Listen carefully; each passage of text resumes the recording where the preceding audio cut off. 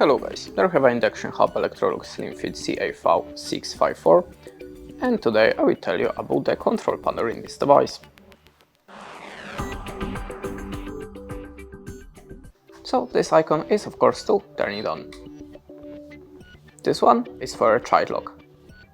This icon is a power slide function, and this one is for a flexi bridge function to turn on the heating for more than one plate. There we have also the power of each plate and the time with the timer. And that's it. Thanks for watching, leave us a like or a comment, and goodbye.